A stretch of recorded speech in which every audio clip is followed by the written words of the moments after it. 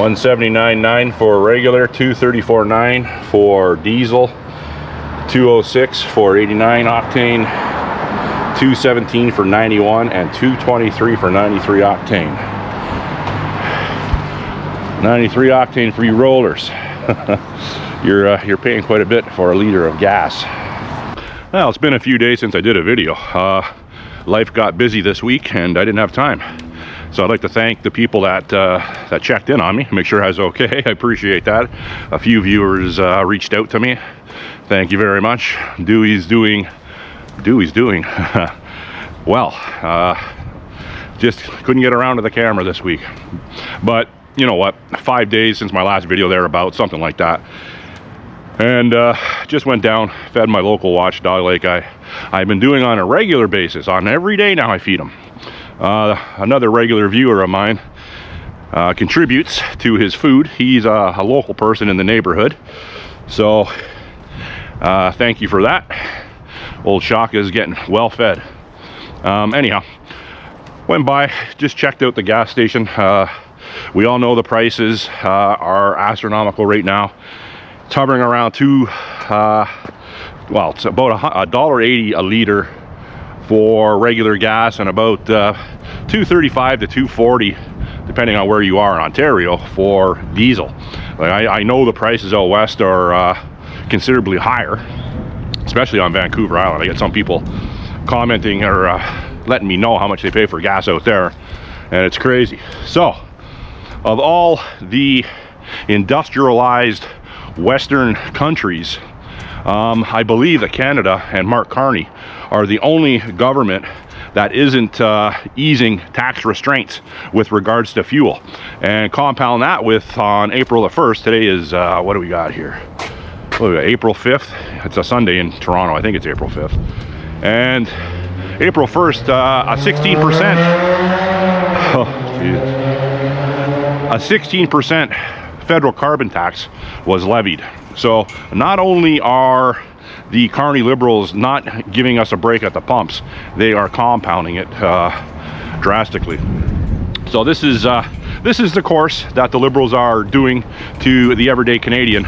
They want us to, like I've said in many videos, a lot of people do say, they want to bring us to our knees, so to speak, from a financial standpoint. There's a lot of companies now that are adding fuel surcharges. The airline industry is adding fuel surcharges. Amazon is adding fuel surcharges. So we all know the price of gas goes up, everything goes up. And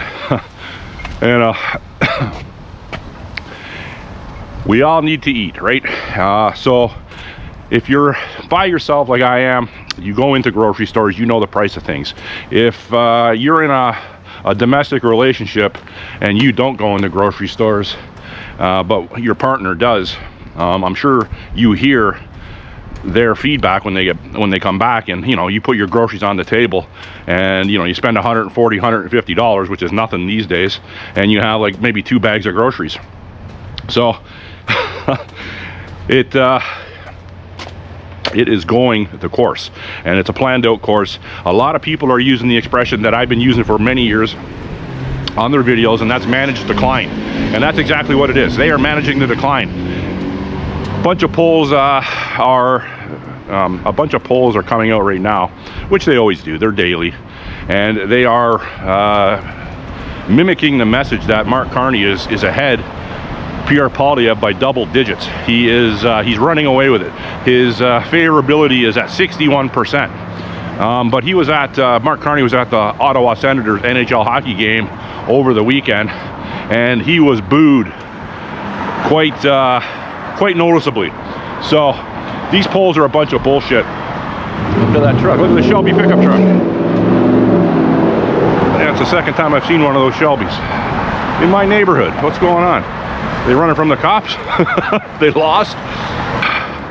So I haven't really had my ear to the ground this week, but you know, it's obviously the same thing. The Iran-US-Israeli war is going strong. The Iranians don't seem to want to give up. They are shooting down US military aircraft, Black Hawk helicopters, A-10 ground attack airplanes, F-15 Strike Eagles.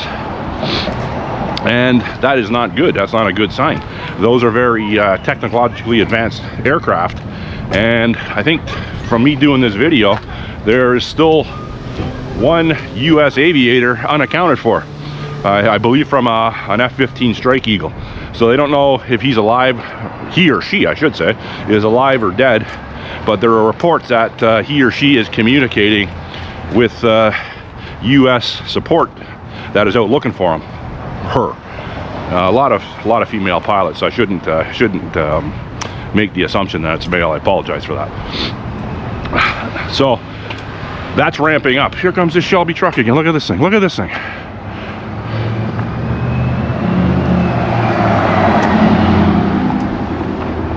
I'm gonna look up the price of that truck and put it up on the screen, but that's got to be like a $150,000 pickup truck. Crazy, crazy. Nice looking truck. If I won the lottery, I'd have one of those, and I put a snowplow on it just to just to say I could. A lot of traffic around here Sunday morning in my neighborhood.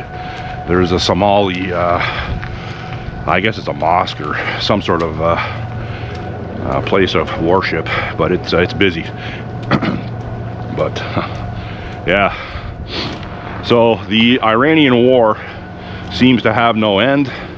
The cost of living in Canada underneath the liberal communist government seems to have no reprieve when it comes to affordability.